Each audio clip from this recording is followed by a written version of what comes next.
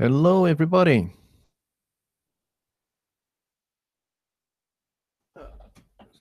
Get these out of shot. Don't need those. Hello. People are starting to come through the door. Awesome. Fantastic. I'm just tidying up a little bit before we actually get started. No, I have not put up my my little notice that says we're just starting. Yeah, it's not that I forgot to do that. It's more I realized that I was running a little late, so I wanted to make sure that I was on at pretty much midnight exactly, 6 p.m. exactly. So who do we have? We have 11 people watching already. Good grief! That's quick. Just Bob is here. James Hall, Bobby Booz, Stephen Greenwood, Bob Powell. You are all here. I'm waiting for good folks. You're all good folks, but I'm waiting for people like Woodbeast and Bobby to get here because Woodbeast is promising to abuse me. I was doing a stream earlier on, a couple of hours ago, with Dave Vignola. A relatively random stream for about 2 hours. It was great. It was great fun, and it's good to do a stream with Dave again. I've not done one for a little while, so it was good fun to do one of those. But yeah, so here we are. MJN Studios, my good friend Mike is here. Rainer is here. John Anderson, good to see you. And you have great ideas for a training session. Okay, John, we can talk offline about that, buddy. If you are on Facebook, drop me a message, or you can email me at johnny@jonnylipshamstudios.co.uk. Yeah, we're going to get started in just a few minutes. I'm just going to wait for a few more people to get in. Just Bob says, I'm out in the middle of nowhere. I hope I don't lose signal. Yeah, well, I hope you don't either. But if you do, that's okay, because this is recording. So I've forgotten to mute my speaker and put my headphones on. That was a bit silly. Hang on. There we go. I was wondering why I could hear the mic coming back into the speakers. So don't want that. Never a good idea. And Don Hamer is here. Awesome. So we have 12 people in here already, and we've only been on for 5 minutes. That's pretty epic. We'll do Facebook message. Awesome. Thank you. And Woodbeast is here. Hello to all JL fans. Good grief, I have fans. Oh my gosh, that's concerning. I never intended to have fans when I started all of this. I intended just to be a teacher. And I intended to teach you guys how to do this wonderful thing called audio that we do. And hope I can help you get better at it. Home recording made easy is here. That would be Dave Vignola. Welcome, Dave, because I do believe this is your first time in my stream. And you did say you would come on, and so I appreciate you being here. It was great fun being on the stream with you earlier. So thank you for having me. It's good fun, good laugh. And some great questions asked over there, actually. What amazed me is how many people we managed to gather without pretty much any notice whatsoever. So I have 5 likes, and I've just noticed I have a dislike. So somebody doesn't like me, and we're only 6 minutes in. Huh. Gotta love that individual, whoever they are.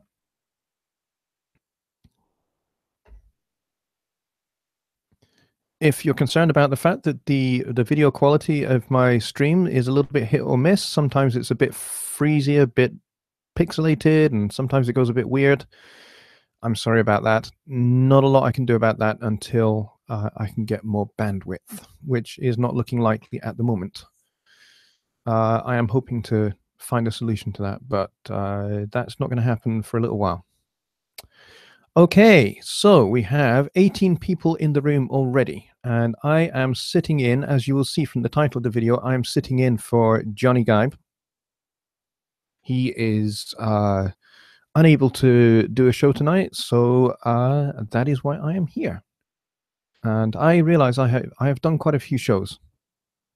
Recently I did one for Johnny earlier this week because he was having his knee looked at by his doctor, And I did, as I say, I did a stream with Dave this afternoon. And here we are. And I've got my own personal stream, which is supposed to be on Sunday night as well. So I'm going to be totally streamed out by the end of the week. And hopefully you guys won't be totally streamed out by the time we get to that show. But yeah, that's quite a lot that I've done. I'm not ready to be doing like a stream every night. I don't really think I want to do that because, you know, I don't have the bandwidth to be doing that, I don't think. Skip Jones is here and he says he is so stuffed. I hope that's with food and not packing materials. Who else do we have here that I may or may not have missed? I don't know. I think we've got everybody at the moment. So I am going to make a start. So we're going to be looking at continuing Jonny's series, looking at the native plugins in Studio One. We are going to continue, and we're going to be looking at Jonny Gibe's favorite reverb plugin. And I think you all know which one I mean, and I'm not talking about the room reverb or the open air. So I give you one guess which one we're talking about. MJN asks, where did my Studio Live mixer go? I ate it. I was hungry. And we don't have Thanksgiving here, so I had to eat something. So I ate the mixer. Sorry, Personas. Hope you don't mind, but it was very delicious.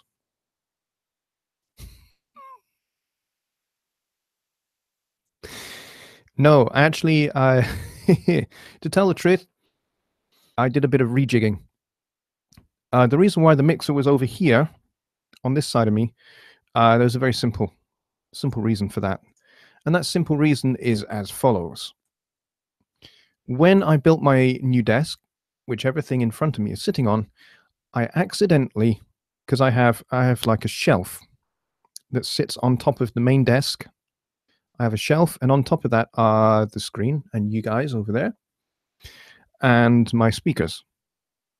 And the problem was I bought legs that were too short, which meant the mixer could not sit on the desk without being halfway off of it. I was really annoyed with myself because I miscalculated rather gargantuanly by 2 inches.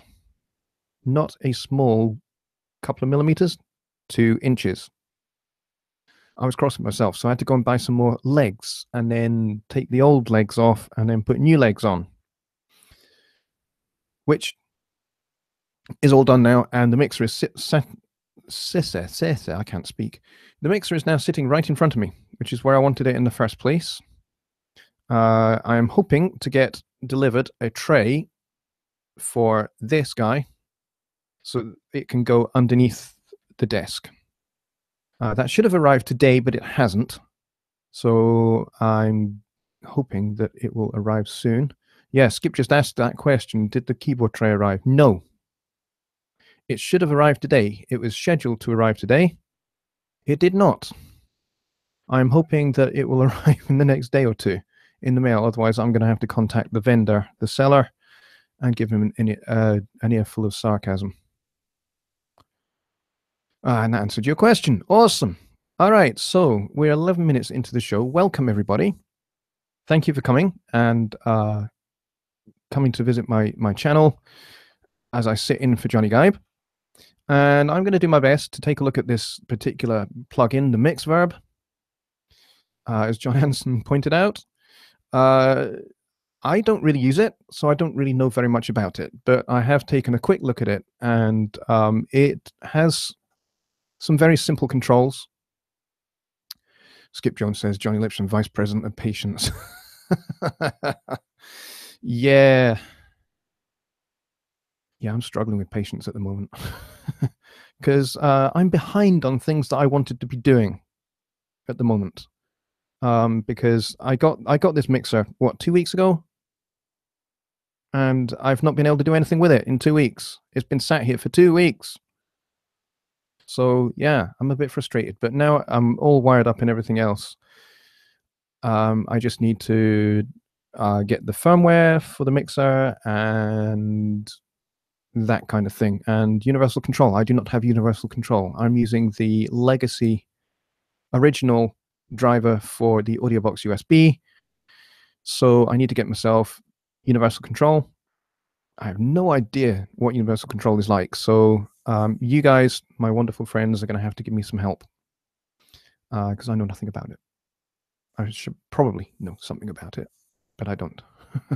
So yeah, so that's what needs to happen. That's all probably going to happen tomorrow because I needed to have a stable system that I know works so I could do this show tonight. So tomorrow all change, and then hopefully I'll have audio and everything else organized and sorted with universal control, and I can do my show on Sunday. So that's going to be the challenge. Skip Jones, I believe you and I have organized to meet up on Skype so that we can get it all squared away, because I have a little bit of a unique system.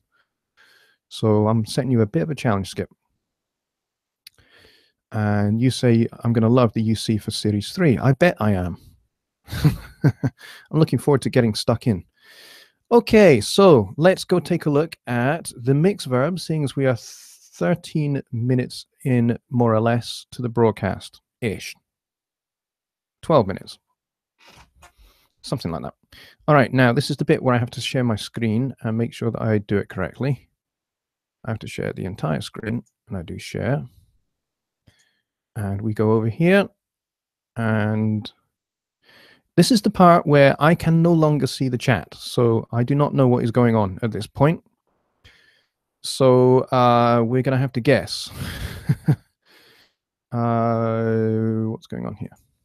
Why is everything muted? That was weird. Okay, so I'm just going to quickly flip back and make sure you guys can see what I can see, which is good. You can see the console and you can see the Mixverb plugin. Beatrice Dewberry is here. Awesome. Good to see you. I'm a little bit gurgly from dinner still. It's kind of gurgling away. So I apologize if you can hear that occasionally. All right, let's get this show on the road. All right, so Mixverb. As I said, I've not really used this much at all. Because I tend to favor the room reverb, or I will use the open air sometimes. I know the open air is a beautiful thing. It uses convolution. So you get impulse generated reverbs, and they are epic. They are really, really incredible. The drawback of that is that it does tend to pull quite a little bit more processing power. So I have to use the open air a little bit sparingly. Like I will maybe have my whole mix, I'll maybe have a lot of things that I use reverbs on. I will use the room reverb for that because that hardly uses a thing worth of processing power. It's great. So I'll have like an instance of that on an effects channel, and I'll route everything to that I need a reverb for. And then maybe I'll have an effects channel just for the open air, and I'll have maybe my featured elements of my mix, so the lead vocal and maybe soprano sax or whatever the featured obligato instrument is, they would maybe go through this reverb. And that's how I would use the open air, because it does use a bit more processing power. But this is the Mixverb. Our good friend Johnny absolutely adores this. He really likes the Mixverb. A lot of people think that it's a little bit plasticky, a little bit papery sounding, not necessarily particularly authentic. Sounds a little bit computer generated reverb. Maybe. I don't know. As I said, I've only looked at the GUI. I've not really, just familiarized myself with what's what. I haven't actually really heard it in action. So we're going to be doing this live for the first time. So you will get my genuine first time reaction to this particular plugin. So I'm not the expert with this. Johnny is, really. So let's get into it. So here it is. I have it instanted on an effects bus over here. Excuse me. And the only thing I've got routed to this is my solo bus, and that's where my soprano sax is living. So I'm doing it there rather than putting it on its individual channel, because I just never do that, generally speaking. So what we're going to do is we're going to take a listen to the outro, the end of my Chanel, and the soprano sax blowout at the end, and we're going to see what it's like. First of all, I'm going to turn the Mixverb off, and I'm going to turn the room reverb on, and we're going to compare the two. So this is how I normally have this mix. So it is the soprano sax is going through the room reverb, and hopefully you guys can hear this, and hopefully Google Hangouts does not poo its pants on us. All right, let's take a listen to this.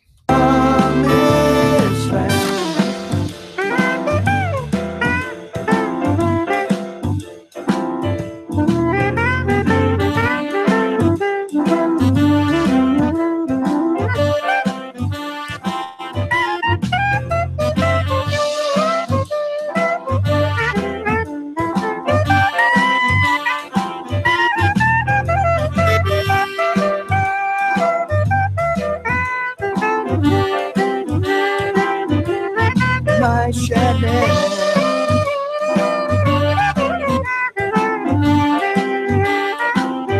To a promised land.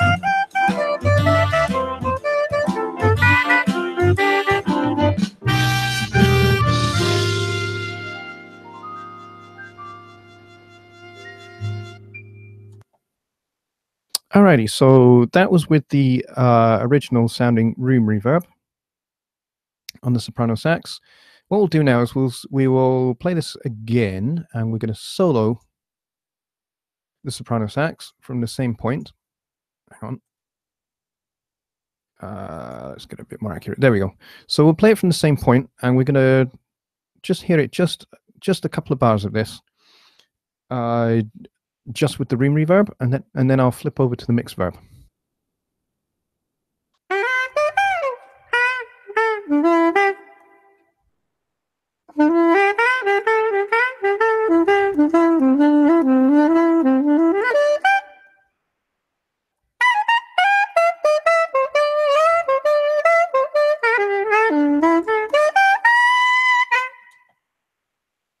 All right, so that's with the room reverb. Sounds pretty sweet. Sounds pretty nice. Let's turn that off, and let's get this Mixverb on, and then we'll start having a play with some of these controls.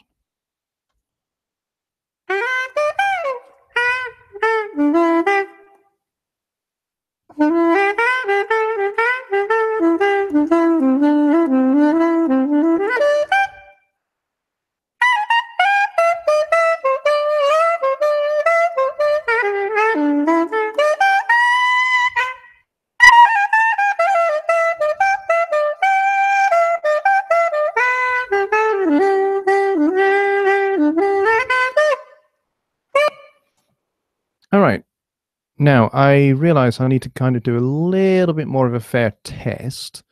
So what I need to do is I need to get a high-pass filter on this, because on the room reverb, there is a high-pass filter, and this one, I hadn't put one on yet. So I should probably do that by putting the Pro EQ on there and high-pass filter up to about there. That'll do.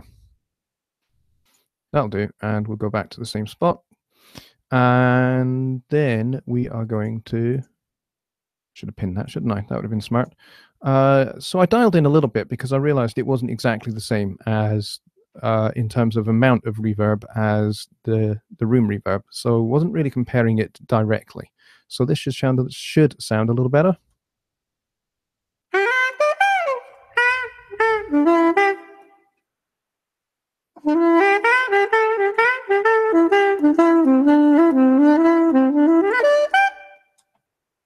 Yeah, that sounds a bit closer to what I had with the other reverb. So the Mixverb is really, really straightforward in how you use it compared to the room reverb. In fact, I could probably open up the other GUI as well. So if I was to pin this over here and get the room reverb out over here. So you can see from the two GUIs that the room reverb has a lot more detail, it's a lot more customizable. You can change the dimensions of the room itself really in really quite a controlled way. You can adjust the dampness and even the population and the reflexivity. So there's a lot in the room reverb that you can change and you can customize, whereas the Mixverb is pretty straightforward. You essentially have this pre, which essentially gives you kind of like it's like a delay before the reverb kicks in, which sounds quite amusing if you set it wrong. I mean, I have set it on 0, which basically means the instant the sound is sent, the audio is sent through the Mixverb, it generates the reverb. So if I was to do something crazy like stick that up there,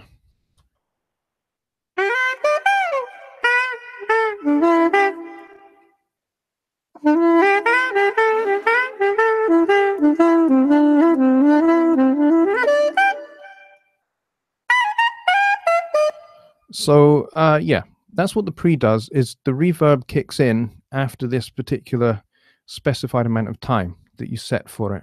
So if you wanted like a gunshot effect on a snare drum, for example, you want the snare drum hit and then the reverb to happen after the fact, you can do that by adjusting this guy here. And in here, it's a one knob to adjust the size of the reverb, or the room, so to speak. You can do that dead easy. And then you've got a one knob dampness control. And that basically, you set it up, the higher you set this up, the higher percentage, then the less kind of reverb you're going to get. So if I was to back this up to the start here,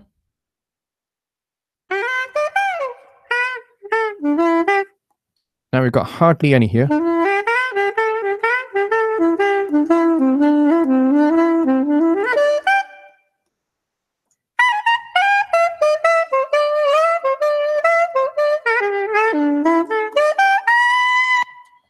All right, let's try this in context with the rest of the track and see what we can do with this.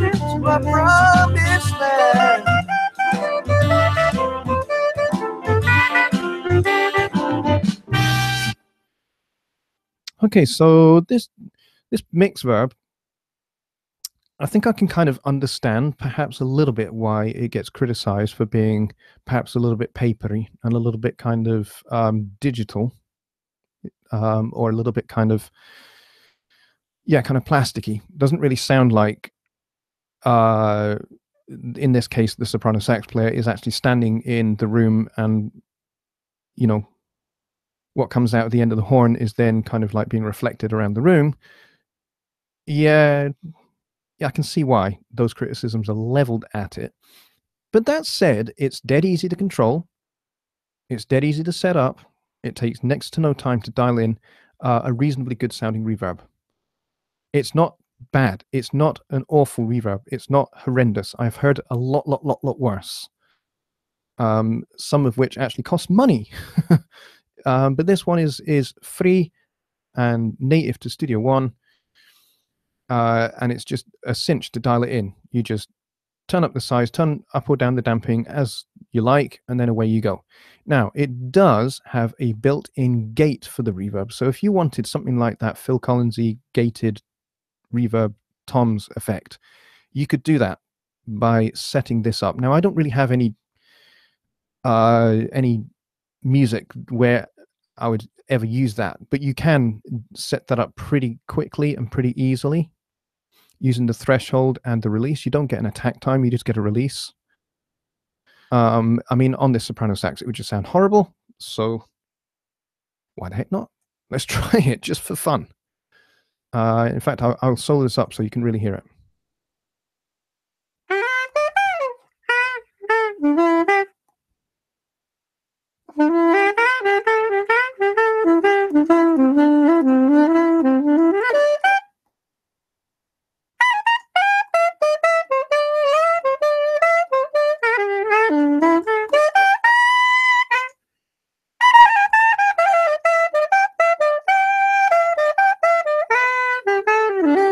Yeah.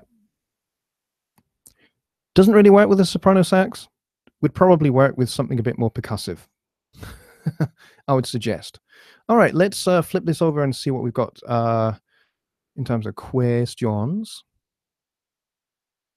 I'm going to go and do that. I'm going to stop sharing the screen. Just give me a second whilst I sort that out. How do I do that? Oh, yeah, that button there. Duh. Thicky. All right, let's have a look and see what we got. Did you lose me? Did we lose transmission for a second? I don't know. I don't know. I'm going to scroll up and see what I can find. Questions wise.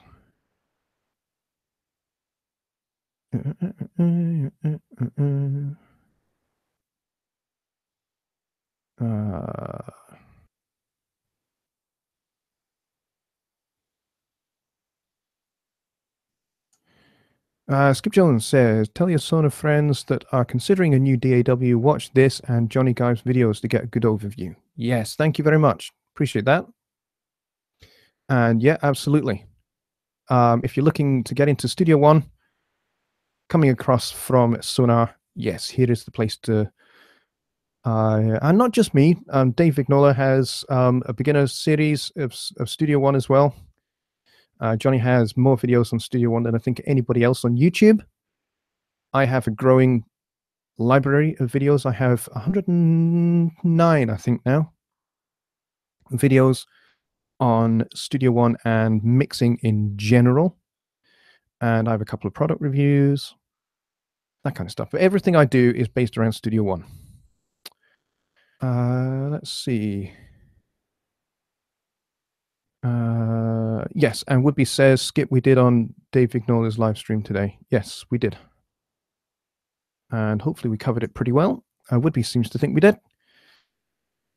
John Anderson says, I know you said Verb is not a big effects for you, but if you choose 3, what would you choose and why? If I could choose 3 reverbs, what would I choose? That's a great question, because there are an awful lot of incredibly good reverbs out there.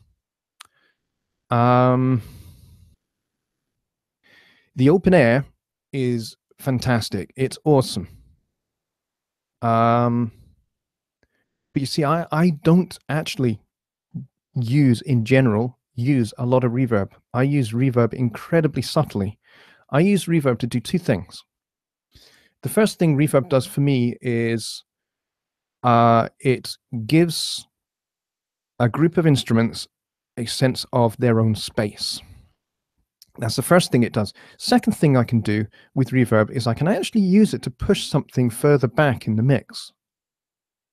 So for as much as I would do that with fast attack style compression, I can also use a reverb to help that along as well. So if I want to push something a little bit further back, so maybe I want to push backing vocals behind the lead vocals, then I would give them I would put them on a bus, and I would do a send from that bus to an effects channel and put the room reverb on there, or the open air, or something like that, and I would give them their own little bit of reverb, and that helps push them back in the mix a little bit.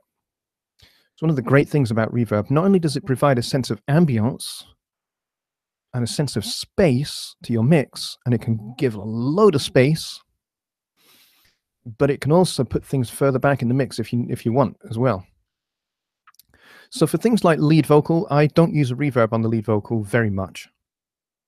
I tend to kind of put a hint of reverb and a delay on a lead vocal. That for me is my kind of that would be my effects chain, if you like, for the lead vocal, because I want the lead vocal to be up front, but I want it to have a sense of space as well. So the delay comes first and then the reverb after, generally speaking, on the lead vocal. But which reverbs would I use if I could only use 3? Open air, room reverb. I suppose I have to think about a third-party one. There's one that comes with the Slate Digital bundle, which I'm fairly new to the Slate Digital bundle, but it's really, really nice. I really like it. It's really cool, and it has this gorgeous vintagey sound. I would also like to make mention, actually, of the Convology reverbs that you get from the Presonus shop. They are worth every cent if you can afford them. And they're not expensive. They're super cheap, in actual fact. But they're really, really, really well worth it. You get classic digital reverbs from like the 1980s. You also get plates, and you get some rooms. You get a whole bunch of fantastic classic sounding reverbs. They're really, really great. And they are convology reverbs, which means they are modeled after a particular reverb unit, if it's a hardware thing, or they are modeled after a particular plate or a particular room. So, and they sound fantastic. They are well worth getting. They make a really nice partner with the open air reverb. Let's see. Don Hamer says, I do use reverb, but my first go-to is delay. Yes, mine too. What about the Mixverb presets? Yeah, I've not really looked at those. I can do. I suppose I rushed through that a little bit. So I can go back and I can take a look at what we have presets wise. Yeah, there's quite a few reverbs we could try out. We could try like a big echo maybe on this soprano sax. That could be quite fun. Let's try that. So we've gone for the vocal echo. Let's unsolo it and let's play it and see what it's like.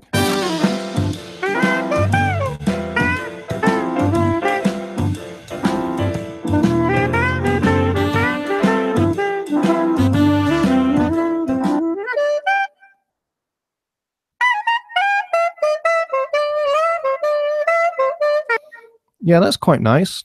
The room itself is pretty dry sounding, but you've got this nice pre-delay on it as well. I like that. Yeah, that's quite good. Let's see what else we got. Let's go for its bright ambience.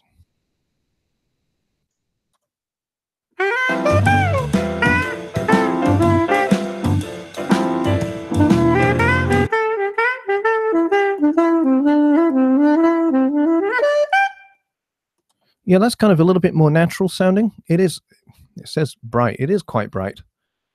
Again, I think this might be one of the reasons why it gets called papery, possibly. Let's see, what else have we got? Oh, gated verb extreme. This could be interesting.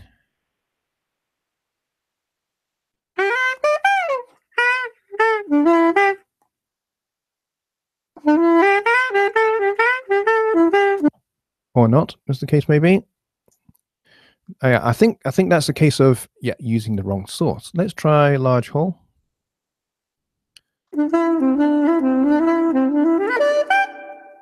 Okay, that's pretty huge.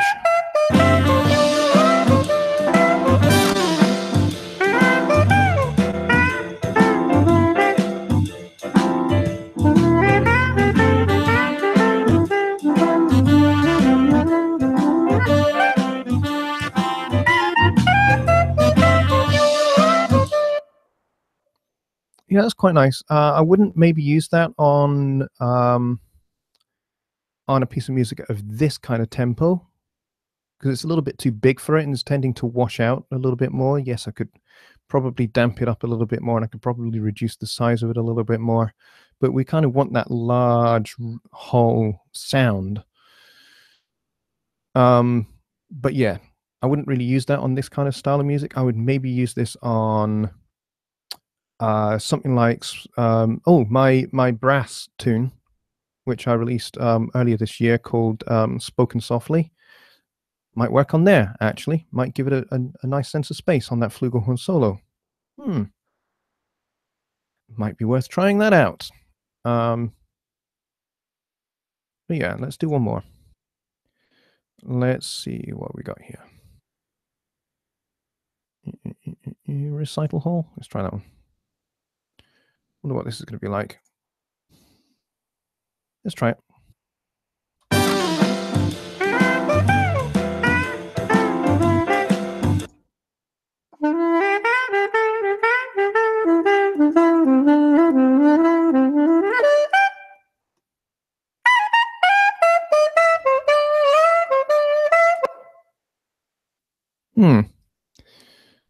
Not entirely sure it sounds like a recital hall.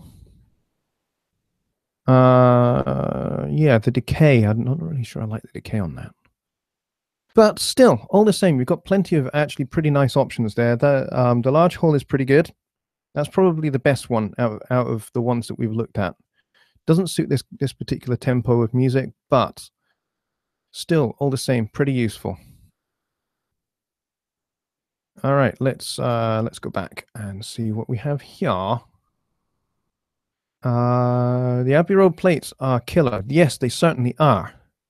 I have heard those, and they are extremely good. Woodby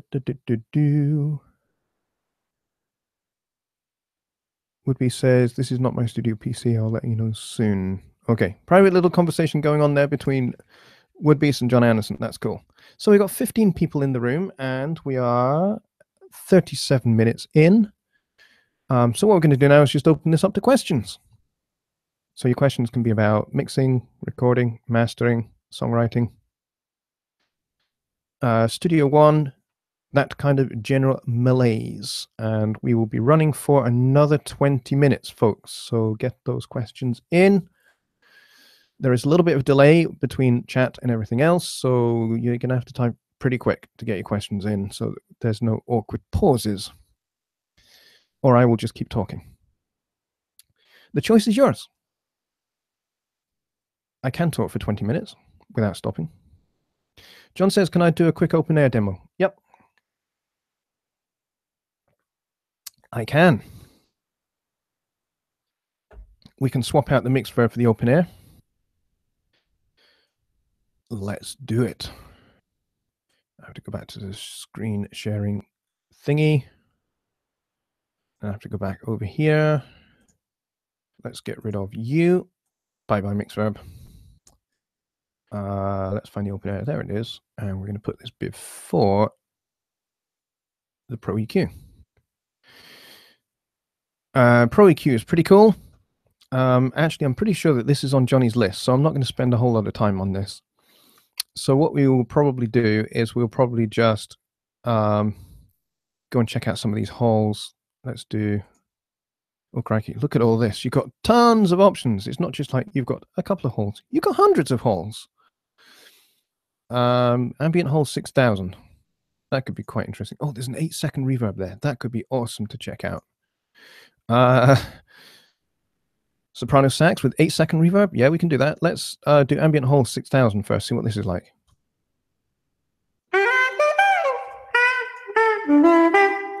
Oh, I like this.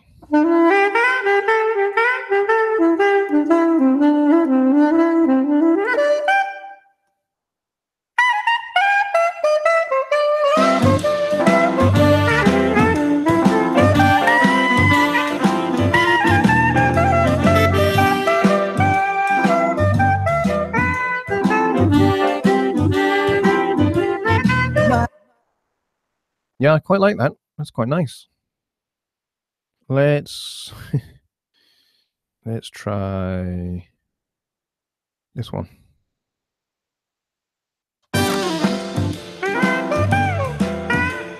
Oh, good grief.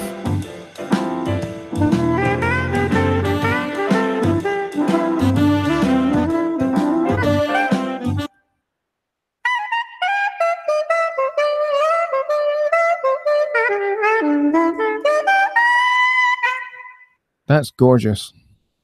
I really like the sound of that. Let's do the 8-second reverb. Just for amusement value.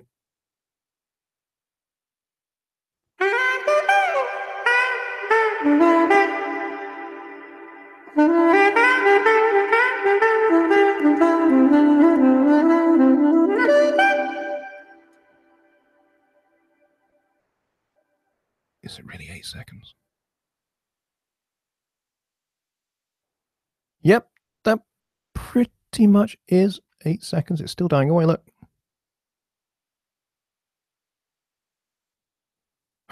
And there it is gone, finally. Wow, I like that. That could be very, very useful for a particular effect. Like if you're doing something for TV or for film and you need to, you're doing like a dreamy sequence or something like that, this would be perfect for that. Obviously, the music would be a lot slower in tempo because, you're not going to have a frantic dream. Well, you might, but in kind of cinematic terms, you don't tend to have completely frantic dreams. They tend to be kind of slow and moody and floaty and clouds and that kind of thing.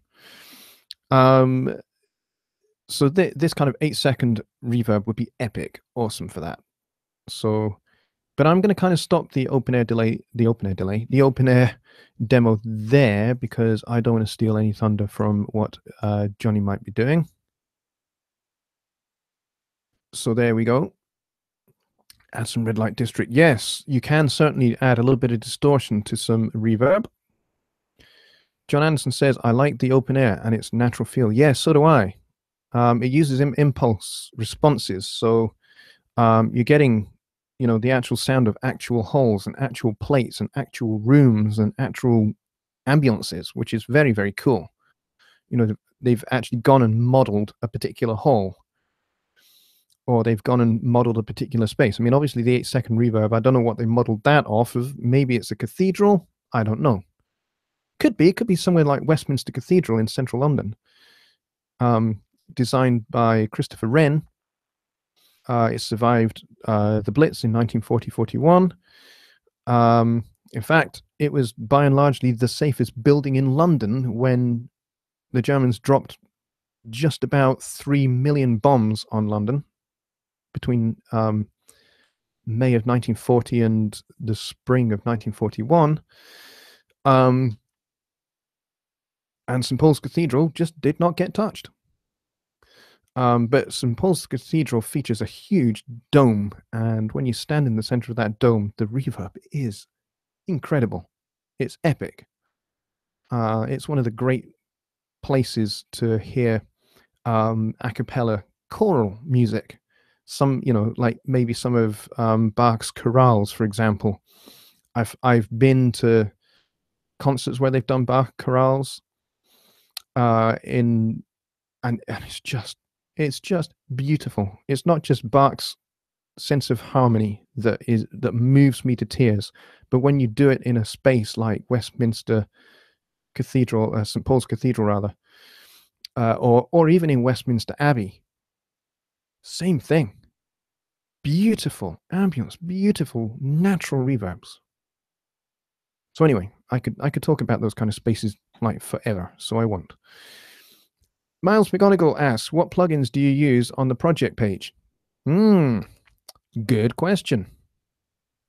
I would use an EQ. Absolutely for certain, I would use an EQ. And maybe, if the song requires it, a compressor. In fact, almost certainly a compressor of some kind.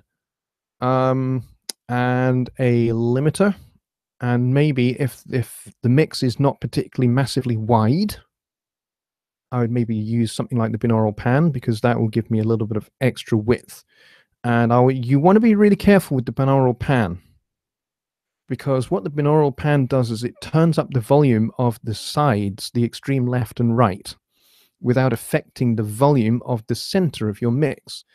And if you turn it up too much, like if you crank it to full 200%, you can end up completely with the center of your mix collapsing, because now the sides are way too loud. Especially if you are into LCR panning, which is what I do predominantly. So you want to treat binaural pan with care, particularly at the mastering phase. But yeah, that's pretty much it. I tend to use all native plugins. So I would use the Pro EQ. I might use the multiband dynamics if I need to control a particular frequency from a compression point of view. So maybe there's a little bit of harshness up at the very top of the mix, like above 10, 11K, and it just needs a little bit of controlling. Then I'll use the I will use the multiband compressor. Miles says, on each song or on the master section? Again, it depends. On each song, yes, it depends. But on the master, that is where I would put stuff that is going to affect every song. So I would put a compressor there because I want every song to have the same kind of 0.5 to 1 dB of compression. And I'd put the limiter there as well, because I want every song to be at the same volume level at the end. So when I print the whole master, then every song is going to, it's not going to be a case of you flip from one song to another and you have to turn one up and the other one down, or what have you. So my final stage of the master section of the project page is a limiter, which I always set, by the way, I set the ceiling and threshold to -1. I don't set it to 0.0.0.00003 like you see a lot of people doing. And I've talked about this before. The reason why I don't do that is because of intersample peaking. You don't want that. And Studio One will never detect it because it happens so quickly. It doesn't get the chance to detect it. There are some plugins that are fast enough to detect it, and you can go and research those for yourselves. But yeah, intersample peaking is basically clipping between the samples. Each sample, if you like, being like a snapshot taken by Studio One of the whole song. If it's sampling at 44.1, then it's going to take 444,000 or something like that, little snapshots of the song. But you can get, if you have your audio too close to 0, you can have a little peak go above 0 dB between those two between one sample and the next one, because audio is linear. Audio keeps going regardless of how many times it is being sampled. So if the sample rate is 44.1 kilohertz, then however many times it's being sampled along that way, audio is linear. Audio continues regardless. And so you can get a peak between the gaps if you're not careful, and it'll never be detected by Studio One, but you will hear it. You will hear it on the final output. You'll hear it as kind of distortions and crispiness. I know this because I have made this mistake myself on an album 10 years ago that I did. I did put the limiter up to 0.00003, and I got into sample distortions. And when I heard the final masters, I was horrified because it sounded incredibly crispy and like glass smashing at the top of the mix. It was not very nice. So you want to avoid that. And the best way to avoid that, particularly if you are rendering to MP3 as the final output, put the limiter to -1, because then it allows for You know, you've got like 1 dB of headroom, so you're never going to go up, you know, right up to 0 dB ever. And so you're never going to get that intersample peaking. And therefore, when you do the render to MP3, you're not going to lose all of that. You're not going to get all of that stuff enhanced. So there you go. John says, if I can sneak in one more, what do you prefer as your delay? I don't want to be a piggy, but dude, you're a wealth of info. Thank you. Let's see. What do I prefer as my delay? Crikey. I quite like the analog delay, but I also like the beat delay. The beat delay is cool because, well, it's obviously synced to the tempo of the song. And it has some cool features. So I like both of them, actually, for different reasons, for different purposes. But I like both of the ones that are native to Studio One. Echo Boy is very, very cool. Go check that out if you can. By the way, I believe they have a Black Friday sale on for the Echo Boy. And there is a delay that comes with the Slate Digital Bundle as well, which is extremely cool. I'm using that on a client's mix at the moment, and it makes his vocal sound awesome. It's fantastic. Basically, what I did with his vocal to give it a little bit of extra width was I changed the channel condition to stereo, so that his lead vocal was essentially stereo. And I put it through this delay and gave it ever so slightly a ping pong, just slightly. Not a whole sort of very clearly discernible ping pong, but just a very, very slight one. And then buried it a little bit. And the effect that it created was it gave the vocal quite a lot of extra width. And it sounded very cool. So that is a trick I shall use in the future, and I kind of stumbled upon that by accident. Woodby says, I need to learn the concept of 3D mixing. Yeah, 3D mixing. Front, back, left, and right. Left and right, you can control with panning. Front and back, you can control with a combination of the attack time on your compressor and with reverb or delay. So definitely. That for me is the way that it works for me. If I want my mix to have plenty of depth, I'm using compression to achieve that.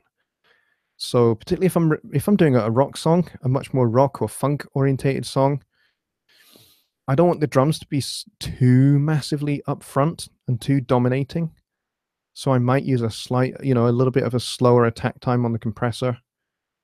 And then that basically, because there's less transient coming through, because the compressor is grabbing the transient faster, then it gives the illusion, the perspective, the aural perspective, that the drums are a little bit further back in the mix. Woodby says maybe do a show on that. Yeah, I could do.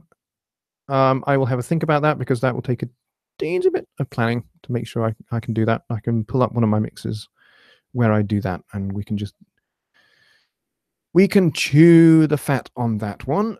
We have 4 minutes left, folks, and we are down to 11. So a few people have had to go. It's kind of the holiday weekend, so I totally understand that. That's cool. It's family time. Family time is more important than anything else. But whereas for you guys it's kind of tea time, early evening. For me here it's midnight, nearly 1 o'clock in the morning. So my kids are asleep. And I'm going to show that. The kids are asleep. My wife is asleep. The only person that is awake in this house is me. Oh, and of course, Kevin. Kevin is awake, and Kevin is sat here on my shelf watching me intently. He's very, very cool. He learns a lot. He's my star student. Did you get your cables taken care of? Yes, I didn't need to buy any new cables, which is awesome. The ones that came in the box, this is like a first for me. This never ever happens. That I get a piece of gear and the cables provided, the USB cable and the Cat 6 cable that were provided, perfect length. In fact, a little bit too long. Normally, it's kind of like annoyingly short, like 4 inches short, and you're just like, come on. No, okay, not going to work. And that's my usual experience with cables that come with the product. And she's like, you know what? Next time, just give me the option to buy cables. Bundle them, maybe. If you're going to sell me a mixer that's either got the right length of cables or a good length of cables, like, I don't know, 6 feet of Cat6 or 6 feet of USB cable. Or, bundle some with the box. So you buy the mixer. Oh, here you go. By the way, we're bundle with that is this USB cable and this Cat6 cable. Great. Perfect. It means I don't have to come back again. Or I don't have to go back online to the same shop and then wait 3 days for the cables to arrive.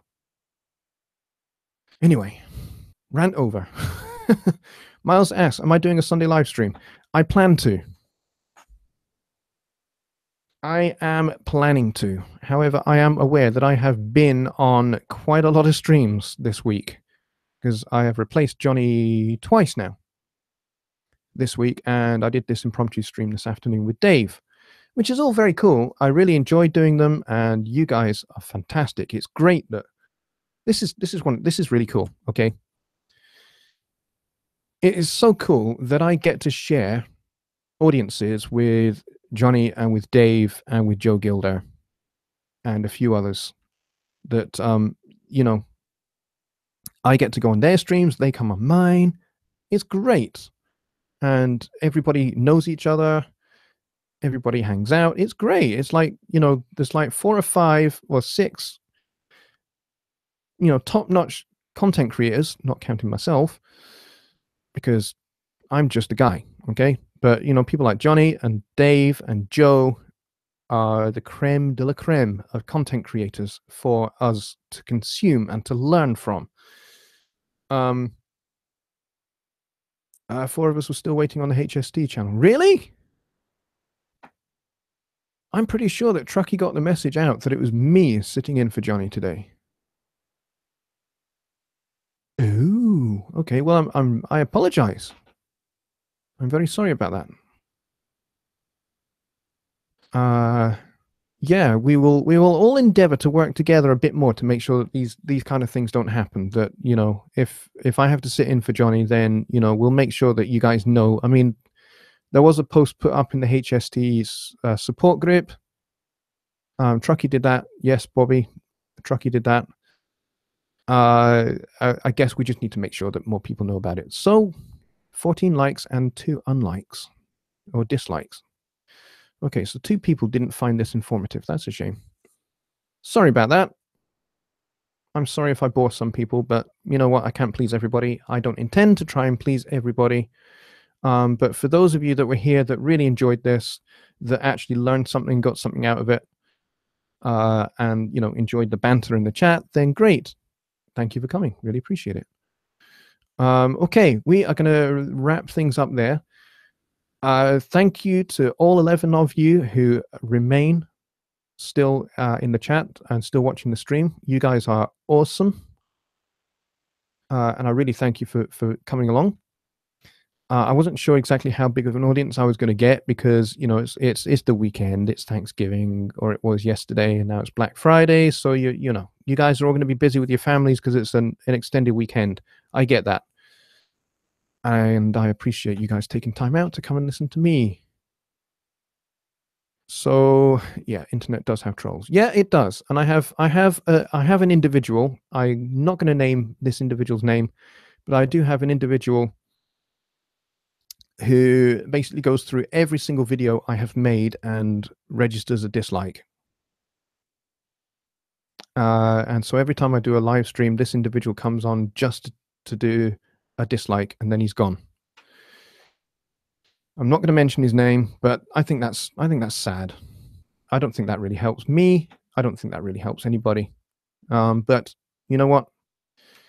Those are the kind of people that I'm just not going to listen to. I'm going to listen to you guys, the ones that the ones that ask the questions, the ones that want to learn, the ones that want to grow and get better at mixing and mastering and get better at writing songs.